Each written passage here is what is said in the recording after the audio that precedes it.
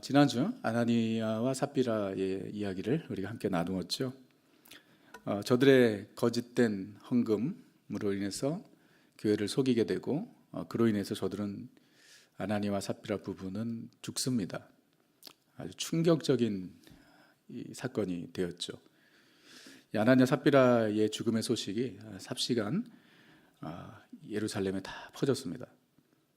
그래서 예루살렘 교회 성도들뿐만 아니라 믿지 않는 사람들도 이 소식을 들었어요.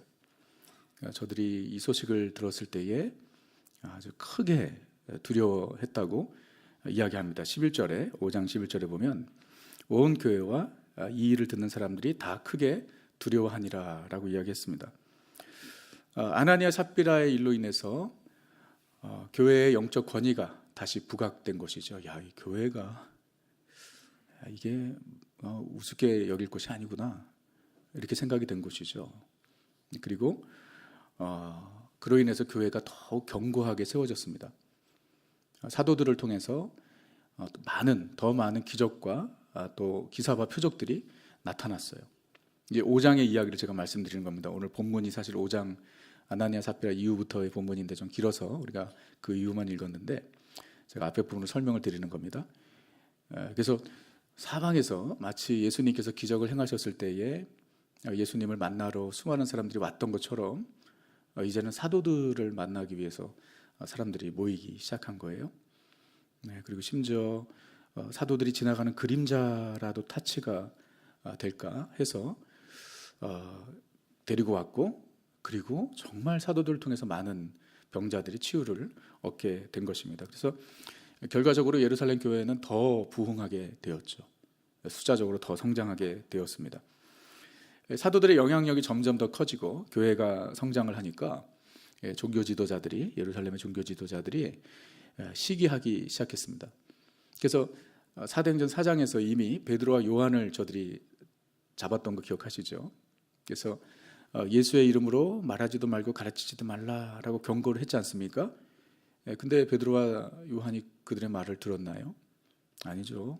계속해서 복음을 전하고 사역을 했습니다. 그러자 대제사장과 사두개인들을 비롯한 종교 지도자들이 두 번째로 사도들을 잡은 거예요. 오늘 이 사도행전 5장의 본문은 두 번째로. 근데 첫 번째는 베드로와 요한만 잡아갔죠. 근데 오늘 이 그 두 번째 케이스에는 사도들을 다 잡아간 것 같아요. 그래서 이제 감옥에 가두었습니다. 그런데 기적이 일어납니다. 옥에 이 옥문이 굳게 닫혀 있었는데 주의 사자가 나타나서 이 갇혀 있던 사도들을 이제 추록시켰죠. 이게 뭐 초자연적인 역사죠. 그래서 5장 19절에 보니까 주의 사자가 밤에 옥문을 열고 끌어내어 이르되 가서 성전에 서서 이 생명의 말씀을 다 백성에게 말하라. 이 주의 사자가 사도들을 그 옥에 갇혀있던 사도들을 꺼내고 그리고 저들에게 명령을 하죠. 무슨 명령이죠? 계속 복음을 전해라. 복음을 전해라고 이야기하는데 그 복음을 생명의 말씀을 다 백성에게 말하라. 생명의 말씀. 복음 이꼴 생명의 말씀. 그 의미를 아시죠? 복음이 왜 생명의 말씀입니까? 복음이 전해지는 곳마다 새 생명의 역사가 있기 때문입니다. 복음을 듣고 믿는 자들은 새 생명을 얻기 때문이죠. 그래서 주의 사자가 복음을 전해라 라고 이야기하는 것을 생명의 말씀을 전해라 라고 이야기하는 것입니다. 그럼 우리는 그 생명의 말씀 대신 복음을 듣고 믿음으로 말미암아 새 생명을 얻은 자들입니다. 복음은 생명의 말씀인 거예요. 그래서 옥에서 풀려난 사도들이 그 주의 사자의 명령들을 이른 새벽부터 성전에서 생명의 말씀인 복음을 전했습니다. 그랬더니 또 잡아가는 거죠. 성전 맡은 자와 그의 부하들이 사도들을 데려다가 이제 공회 앞에 저들을 세웠습니다. 이 공회는 사내들인 공회라는 것이죠.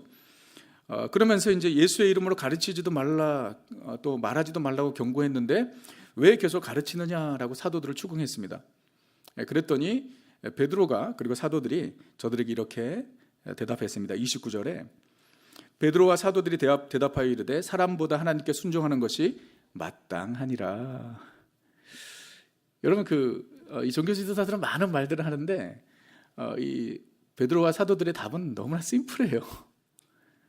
뭐라고 이야기하죠? 사람보다 하나님의 말씀에 순종하는 것이 마땅하다. That's it. 저는 그걸 보면서 여러분, 우리 크리스찬의 삶은 그렇게 복잡한 것이 아니라고 생각합니다. 우리 크리스찬의 삶은 심플합니다.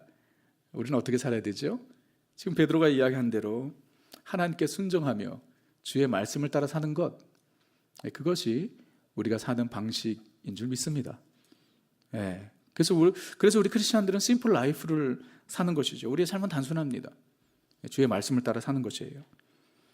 베드로가 사람보다 하나님께 순종하는 것이 마땅하다고 하면서 얼마나 담대한지 그 자리에서 공회원들에게, 이건 그 유대인들의 지도자들이고 지금으로 말하면 국회의원들 같은 그런 사람들 앞에서 또 복음을 전합니다. 그 내용이 30절에서 32절이 한번 보세요.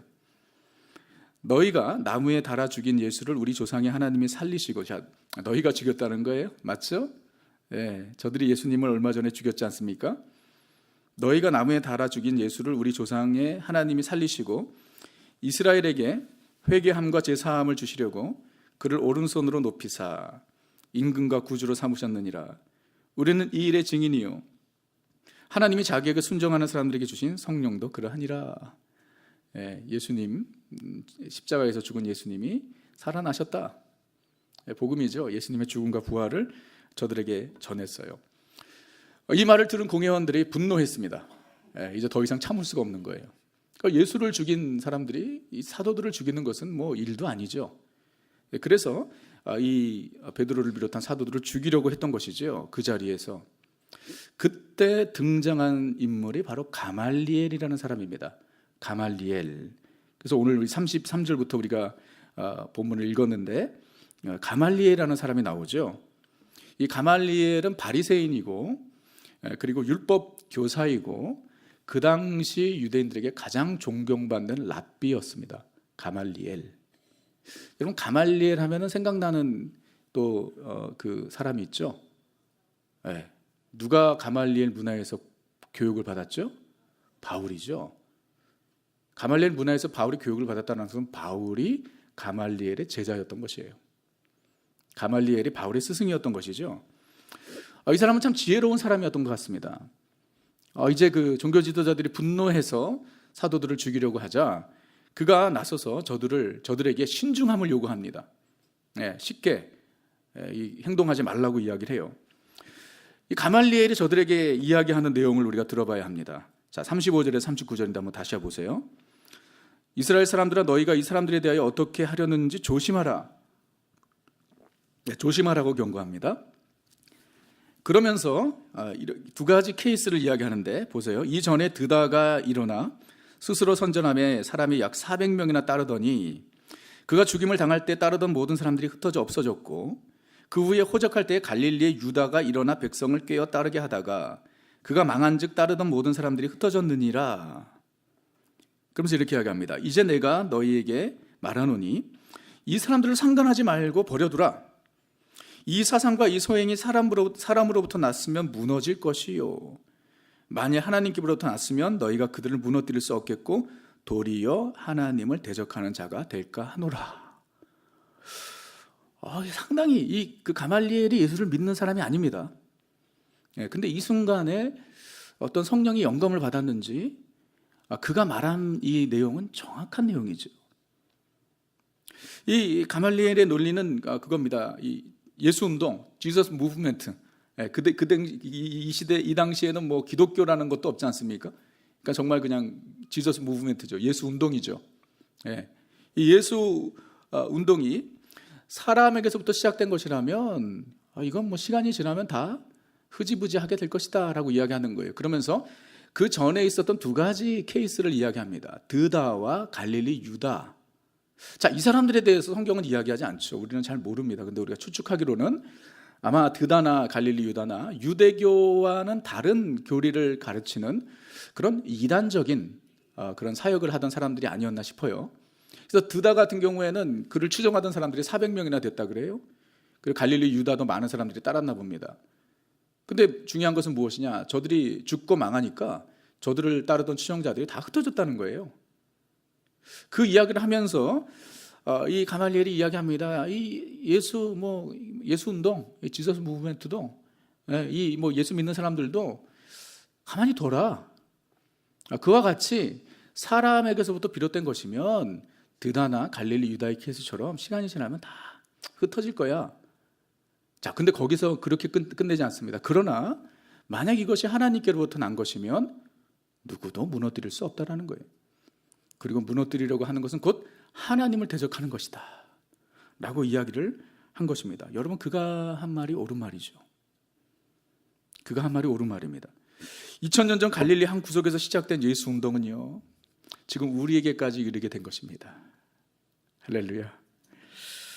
이 가말리엘의 이 말이 참 우리가 묵상해야 될 내용이에요. 무슨 의미죠? 예수 운동, 주님의 몸된 교회, 복음의 역사는 사람에게서 난 것이 아니라 하나님께로부터 비롯된 것이라는 거예요. 그래서 여러분, 이 예수 운동은요, 인간적인 관점으로 보면 너무나 보잘것없는 시작이었지 않습니까? 예수는 무명인이었습니다.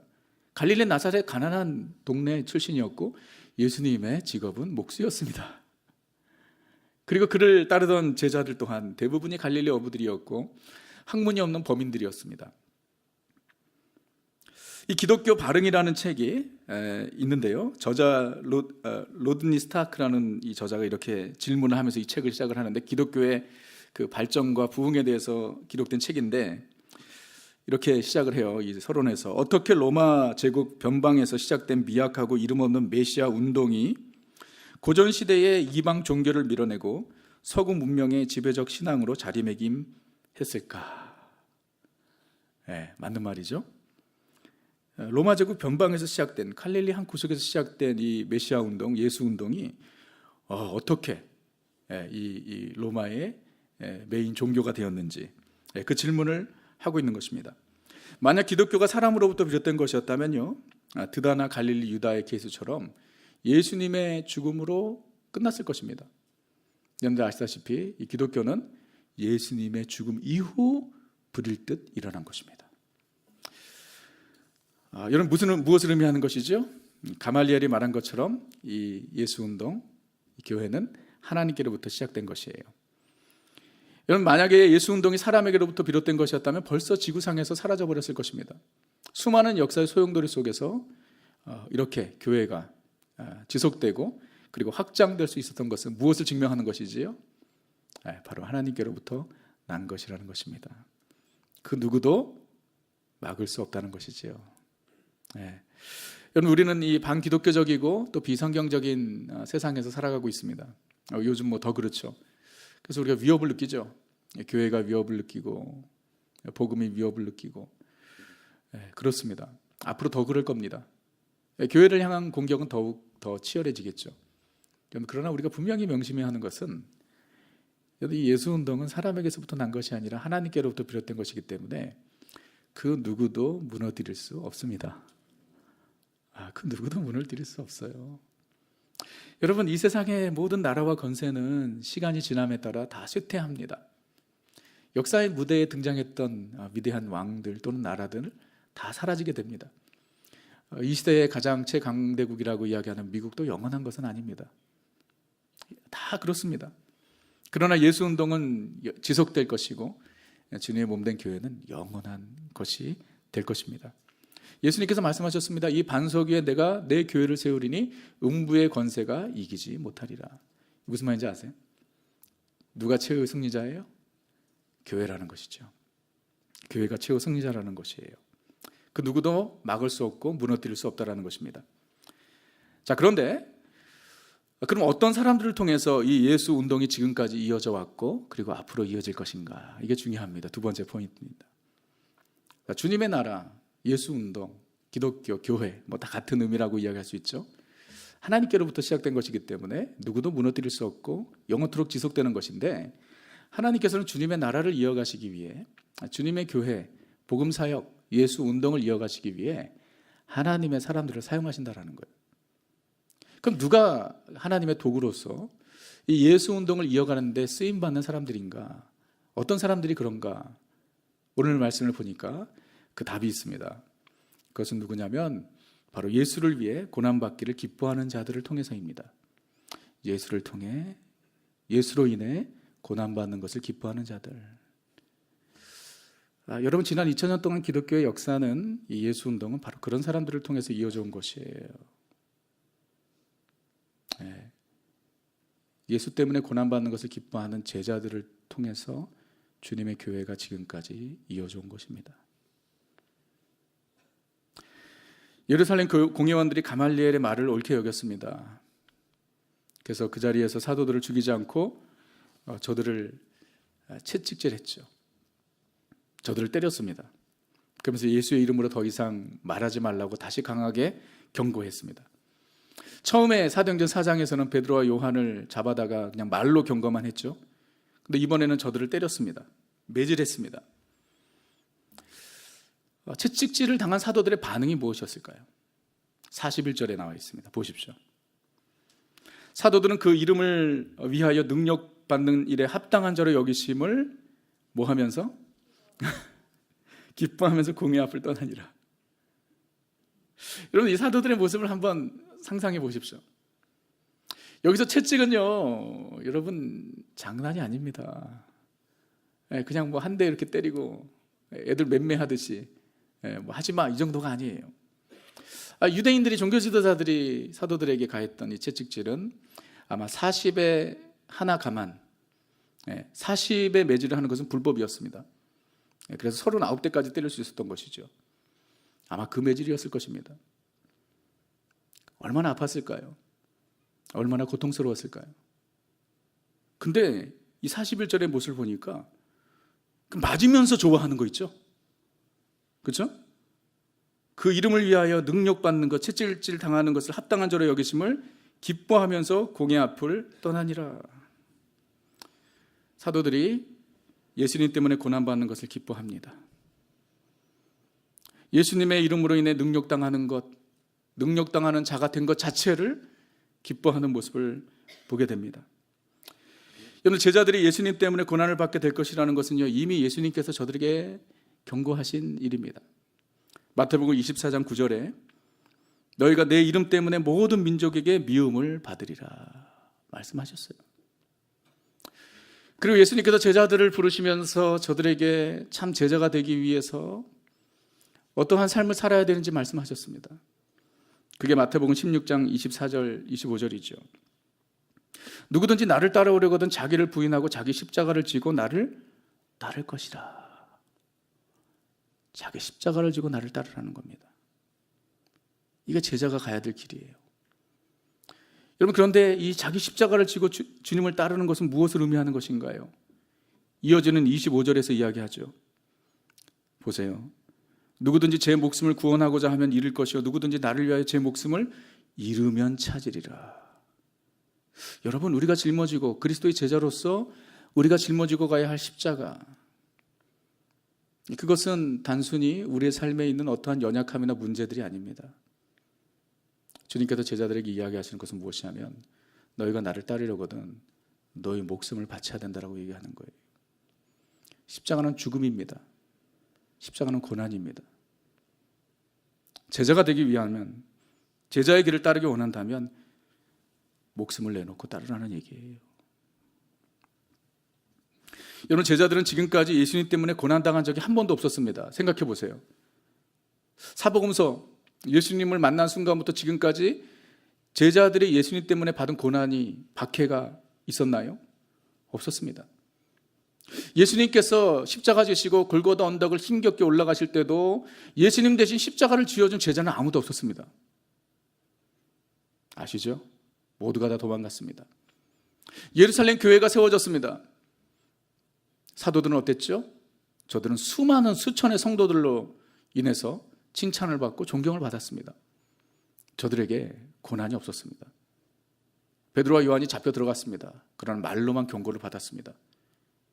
사도들이 신체적인 고난, 박해를 받는 것이 오늘 이 사도행전 5장이 첫 번째 케이스입니다. 처음인 것이에요. 근데 저들은 그것을 어떻게 했다고요? 기뻐했다라는 것입니다. 예수의 이름으로 매질을 당하는 것 자체가 사도들은 그 이름을 위하여 능력받는 일에 합당한 자로 여기심을, 예수의 이름 때문에 고난받는 자가 된 것을 저들은 기뻐했다고 이야기해요. 아마 사도들은요, 예수님께서 산상수훈에서 저들에게 말씀하신 그 말씀을 기억했는지도 모릅니다. 예수님께서 마태복음 5장 11절 12절에서 이야기하시죠. 나로 말미암아 너희를 욕하고 박해하고 거짓으로 너희를 거슬려 모든 악한 말을 할 때에는 너희에게 복이 있나니, 함께 있습니다. 기뻐하고 즐거워하라. 하늘에서 너희의 상이 큼이라. 너희를 욕하고 박해하고 너희를 거슬려 모든 악한 말을 할 때 너희는 기뻐하라. 즐거워하라. 하늘에서 받을 상이 큼이라. 사도들이 그 말씀을 기억하지 않았을까요? 여러분, 사도뿐만 아니라 초대교회 성도들은요, 예수님 믿는 것은 곧 십자가의 고난의 길을 가는 것임을 저들은 알고 있었습니다. 예수를 믿는 것은 고난을 감당하는 것이었어요. 그래서 예수를 믿겠다고 결정하는 것은 곧 고난의 길을 가겠다고 결정하는 것이었습니다. 예수를 믿는 것 이퀄 고난이었어요.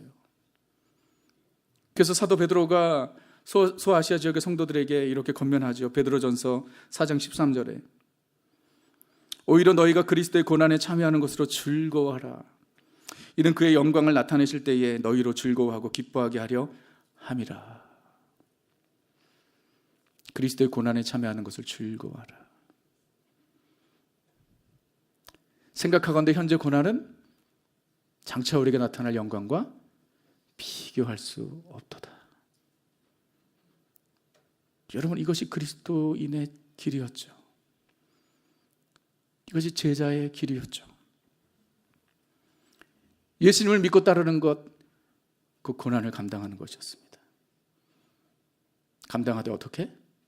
기쁘게.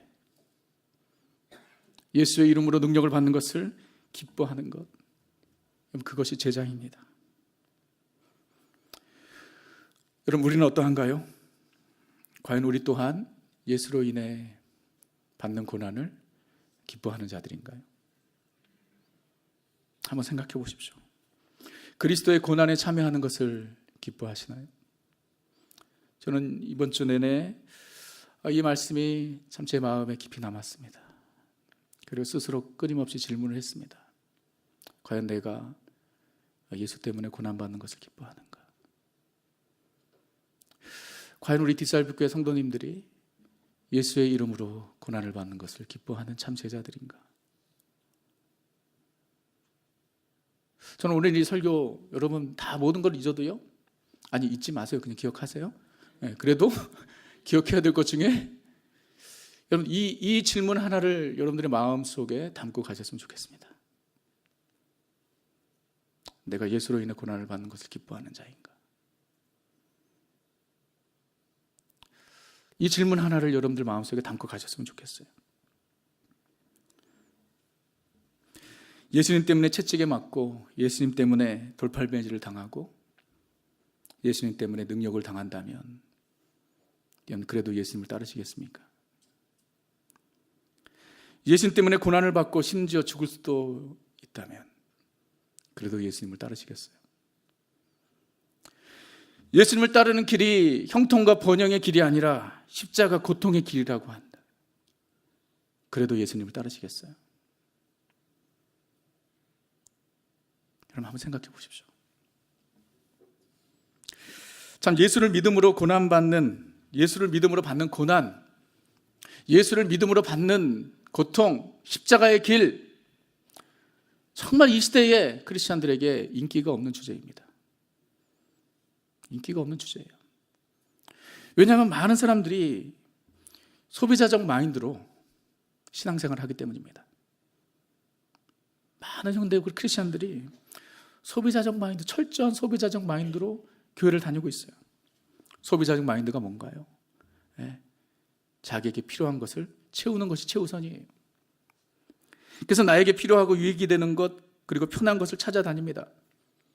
마치 더 좋은 물건, 더 좋은 서비스를 찾아다니는 소비자처럼 더 좋은 예배, 더 좋은 시설, 더 좋은 교육 환경, 더 좋은 파킹,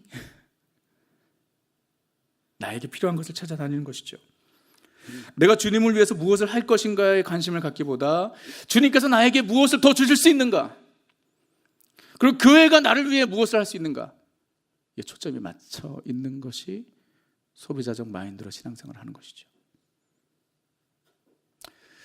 제가 목회를 하면서 참 황당했던 때가 몇 번 있는데, 그 중에 한 번이 수년 전에 우리 교회에 한 그 세 가족이 오셨습니다. 가족이 이렇게 오셨는데 조금 지나시더니 이제 저를 만나야겠다고 제 사무실로 찾아오셨어요.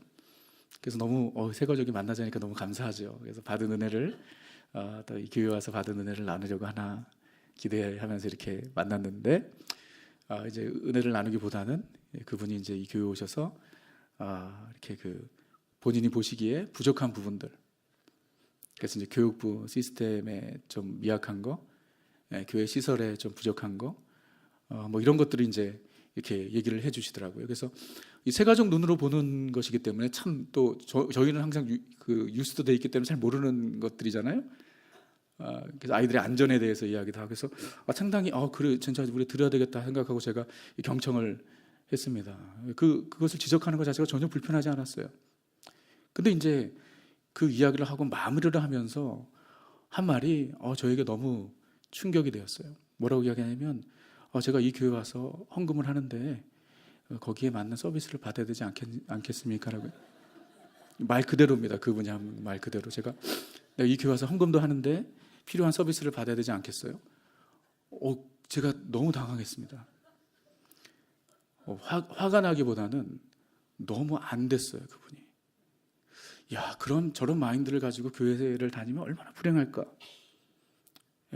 어디를 가도 만족하지 못할 텐데. 그러니까 아니나 다를까 얼마 있다가 교회를 떠나시더라고요. 참 안타까운 모습이었어요. 역시 은혜를 사모하여 좋은 예배를 찾고 좋은 교회를 찾는 것은 당연한 것이고 좋은 것입니다. 여러분, 그렇게 해야 되는 것이죠. 그런데 문제는 항상 받으려고만 하는데 문제가 있는 것이에요. 좋은 교회를 찾지만 좋은 교회를 만들기 위해서 헌신하지는 않는 게 문제예요. 좋은 예배를 찾지만 좋은 예배자가 되기 위해서 노력하지 않는 것이 문제인 것이죠. 여러분, 예수 그리스도의 십자가의 은혜로 구원받은 우리들은요, 이미 가장 큰 은혜와 축복을 받은 자들인 줄 믿으시기 바랍니다. 여러분, 우리는 이걸 잊지 말아야 돼요. 우리는 이미 너무나 큰 은혜를 받은 자들이에요. 너무나 큰 축복을 받은 자들입니다. 그 은혜를 받은 자들은요, 소비자가 아니라 소명자로 살아야 되는 것이죠. 더 받을 것에 관심을 갖기보다 더 드릴 것에 관심을 가져야 하는 것이, 더 드릴 것에. 어떻게 하면 구원받은 자로서, 그 놀라운 십자가의 은혜를 받은 자로서 내 삶을 주님께 드릴 수 있을까? 이런 고민이 우리 가운데 있어야 되는 것이고요. 성자의 귀한 몸 날 위하여 버리신 그 사랑 고마워라. 나 이제 무엇 주님께 드리리까? 바치리까? 나 이제 무엇 주님께 바치리까? 이것이 은혜 받은 소명자의 소원인 것입니다. 다 무엇 주님께 드리리까? 여러분, 그럼 예수로 인해 고난받는 것의 실제적인 적용은 무엇일까요?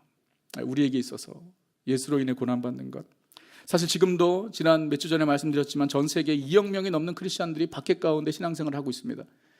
오늘 하루도 11명의 크리스찬들이 순교를 당하고 있습니다. 그런데 우리는 그런 곳에 살고 있지 않아요. 그럼 예수로 인해 받는 고난, 예수 때문에 고난받는 것은 우리와는 무관한 일인가요? 이 미국 남가주에 사는 우리에게 있어 예수를 위해 고난받는 것은 어떻게 사는 것일까? 제가 두 가지 적용을 말씀드립니다. 첫째는 온전히 주의 말씀을 따라 사는 것입니다. 온전히 주의 말씀을 순종하며 사는 것. 디모데후서 3장 12절을 보십시오. 함께 읽겠습니다. 무릇 그리스도 안에서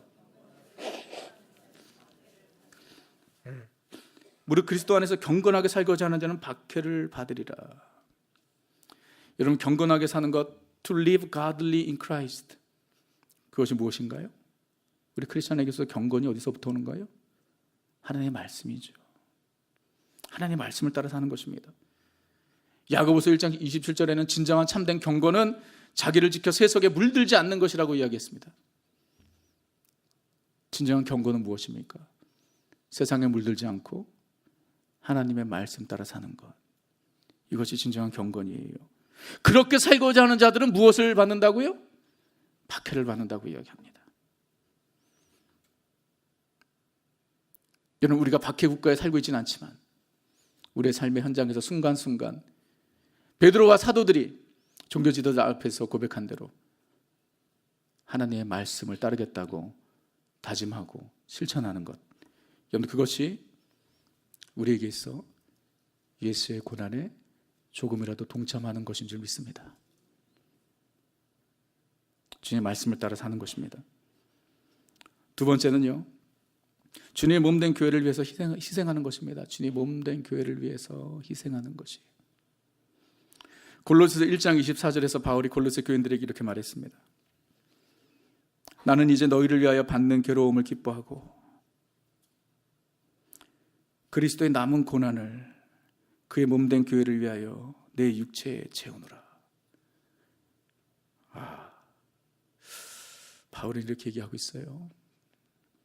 교회 때문에 괴로움 당하는 거 내가 기뻐한다. 왜냐하면 그것이 그리스도의 남은 고난을 내 육체에 채우는 것이기 때문이다. 여러분, 그리스도의 남은 고난, 아니 예수님께서 십자가에서 모든 고난을 다 당하시지 않으셨나요? 그런데 그리스도에게 남은 고난이 있다는 거예요. 그것이 무엇이죠? 주님의 몸된 교회를 위한 것이라고 이야기합니다.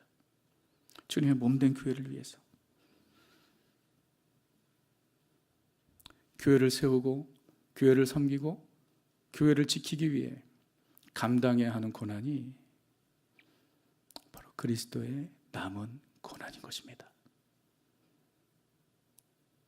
교회를 세우고 교회를 섬기고 교회를 지키기 위해 받는 고난이 바로 그리스도의 남은 고난이라는 거예요. 여러분, 지난 2000년 동안 예수 운동은 교회를 통해서 이어져 온 것입니다. 교회는 그리스도의 나라, 크리스텐덤의 중심입니다. 복음이 전해지는 곳마다 교회가 세워지고 교회를 통해 주님의 나라가 유지되고 확장되는 것입니다. 여러분, 그런데 교회가 그냥 세워지나요? 교회가 그냥 세워져요? 아닙니다. 교회가 세워지기 위해서 성도들의 고난이 필요한 것이에요. 희생이 있어야 하는 것입니다. 교회는 성도들의 땀과 눈물의 수고에 세워지는 것이에요. 바울은 그것을 그리스도의 남은 고난이라고 이야기합니다. 우리가 예수로 인해 고난받는 것은 그러므로 주님의 몸된 교회를 위해서 희생하는 것입니다.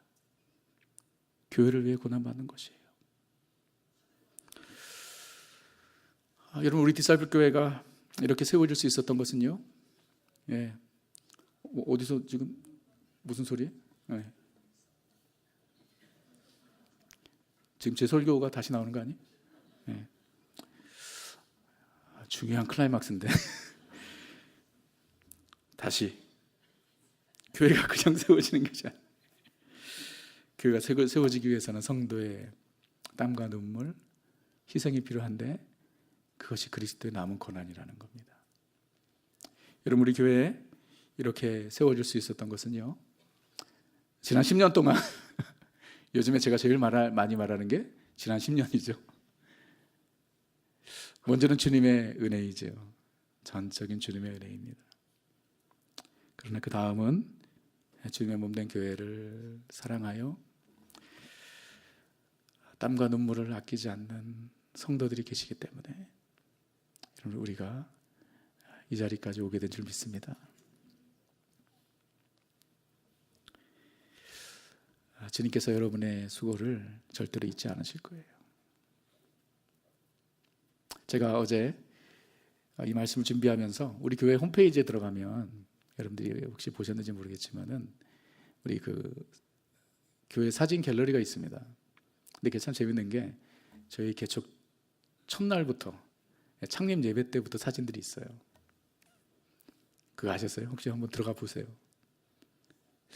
제가 오랜만에 들어가서 보면서 제 마음이 제 가슴이 뭉클뭉클했어요. 많은 분들이 지금 안 보여. 그래서 가슴이 뭉클한 게 아니고 지금은 보이지 않지만 이분들의 수고 위에 이 교회가 세워진 것이구나. 여러 가지 사정으로 인해 교회를 떠나신 분도 계시고 한국으로 돌아가신 분들도 계시지만, 그리고 지금 또 이 자리에 계신 분들 중에 처음부터 지금까지 주의 몸된 교회를 위해서 수고하신 많은 분들. 교회는 여러분 그런 분들을 통해서 세워지는 것이고, 그리스도의 나라 예수 운동은 바로 멀리서 구경하는 구경꾼이 아니라 예수 십자가 지고 그리스도의 고난에 동참하기를 기뻐하는 헌신된 제자들을 통해 지금까지 이어져 왔고 앞으로도 지속될 줄 믿습니다. 저는 간절히 바랍니다. 우리 대살불교회 모든 성도님들, 우리 교회가 소수의 헌신된 사람들이 아니라 정말 모두가 그리스도의 고난에 동참함을 기뻐하는 참 제자들이 되어서 함께 이 귀한 교회를 세워나가고 주님께서 우리에게 주신 사명을 감당하는 교회가 되었으면 좋겠고요.